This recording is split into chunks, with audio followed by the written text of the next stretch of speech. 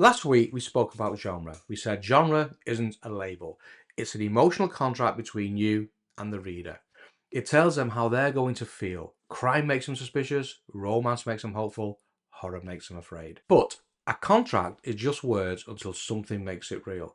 And the thing that makes your genre contract real, the thing that proves it, is the world you set your story inside. But if this is the first time we're meeting, I'm Andy Guile, independent author and publisher. I have one book on pre-order, another on the way, and loads more planned. I'm not an expert, I'm not a guru, I'm just sharing what worked for me and what I'm still figuring out as I go. If that sounds useful, consider subscribing. With that said, let's get into it. Your world has a job, and that job is to make the emotional contract you set up in your genre believable to your reader. Think about it this way. If I'm writing a romance, I want sunshine, beaches, beautiful people falling in love over long dinners, and I'm probably thinking about Monte Carlo, the Amalfi Coast, somewhere warm, somewhere aspirational, somewhere the light is good. The setting does half the emotional work before I've written a word of dialogue. But what if I'm writing a different kind of love story? One where love finds people in the hardest possible circumstances, where it's not cocktails on a terrace. It's two people separated by war, clinging to letters, not knowing if the other one's alive.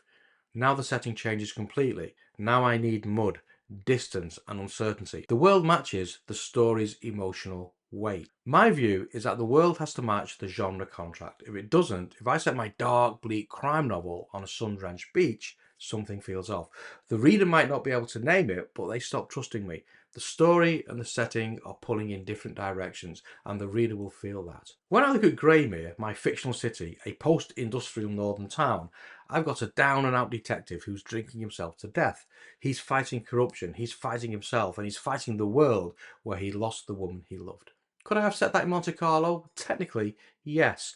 But the rain, the grey stone, the narrow streets, the mills that closed 30 years ago, the subsequent depression, all that is doing work. It's telling the reader what kind of story this is before Johnny Steele even says a word. Now, when you build your world, you have a choice. You can set your story in a real place or you can build a fictional one. And I want to tell you why I chose fiction by sharing my experience with fact. Before the Johnny Steele novels, I was writing a different kind of book. It was a business fiction book about AI in the workplace. My version of the Phoenix Project for anybody who's read that. I set it in Manchester because I know Manchester. I put the company headquarters in Spinningfield, which is a real district. Glass towers, corporate money, exactly the vibe that I wanted. And that's where my problem started. My CEO was on floor 22 looking out of the window. Can't you actually see the pen eyes from that angle? I don't know. My characters are walking from Spinningfields towards Canal Street. Has the kind of development I'm describing actually happened there? Are the coffee shops I need in the right place? I found myself spending more time checking geography and facts than writing the story. The city was fighting me, and every time I needed something, I had to verify whether it was true to the real place, which pulled me out of the creative flow.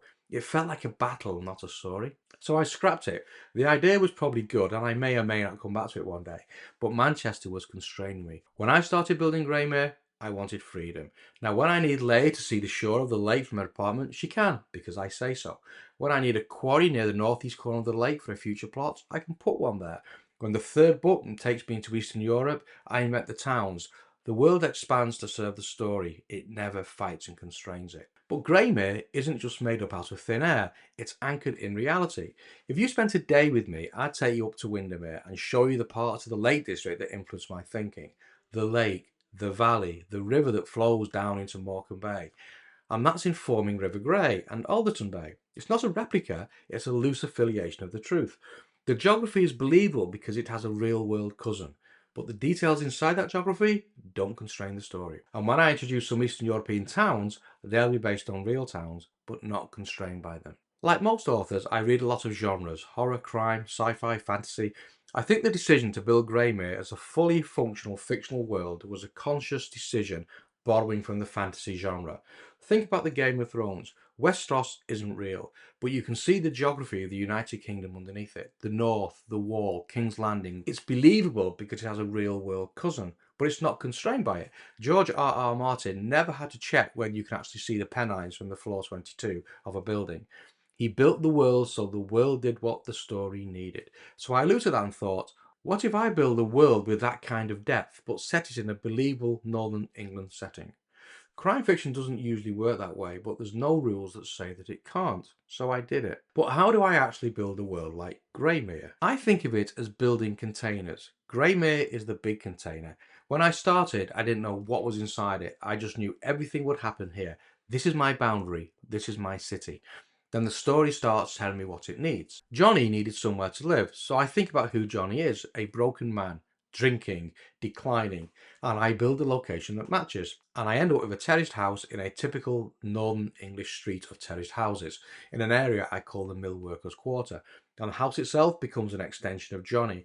It represents his decline and later his recovery. The house is a metaphor for Johnny's journey, the drinking days, the pre-drinking days when we explored Ellen's life there, and the post-drinking days as he rebuilds a new life with Leia. The location isn't decoration, it's character. And Leia needs a place to live. She's a crime scene investigative reporter. She's doing well. She's single. She needs somewhere that isn't a terraced house. So suddenly I have Mearside, regenerated warehouse turned into flats, waterfront on the lake, big arch windows, original architectural features. That's Leia's place because that's Leia. The location tells me who lives there. And then it keeps going. The terrace streets back onto more terrace streets and the mill workers' quarters start to form. I give it a backstory. Why do we have this district? Where did the workers work? And that gives me the narrows, where the lake narrows, where the mills used to operate. Each location generates questions and the questions generate more locations. But I only build what the story needs. Otherwise, it's so easy to get lost in procrastination. If you walk through the mill workers' quarter, the only things that you know about as a reader are Johnny's house, Bartlett's Cafe, the local shop, and on the outskirts, the refuge, because those are the only things I need. In the Narrows, you'll know Patel's shop and Mickey's flat, but that's it. The rest is implied.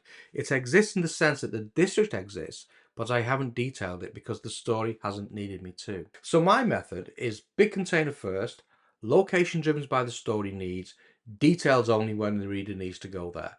It's a skeleton that isn't fully formed until the story demands it. Top down, iterative, never completes, always growing. Now, if you build the world properly, something happens that I didn't expect. The world starts generating stories. So right now I'm writing Johnny Steele crime series. I don't know how many books that will be, but at some point I know Johnny's story will end, but Greymere doesn't. If you head over to my website, akgal.com, you'll discover Ellen's story, a novella series about Johnny's wife. Ellen is in the same world. She actually lives in Mearside, the first flat she finds when she moves to the city. But the city feels completely different through Ellen's eyes. Johnny sees the rain, he sees the grey, he sees the corruption, he sees the threat.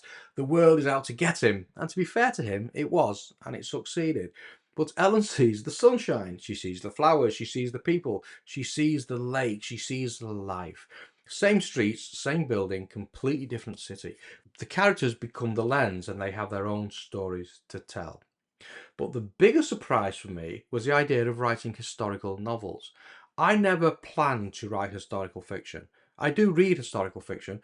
I think Ken Follett's Pillars of the Earth series is some of the best fiction ever written, but it never occurred to me to write historical fiction. But as I built Greymere, I started filling in the backstory. Where did the mills come from?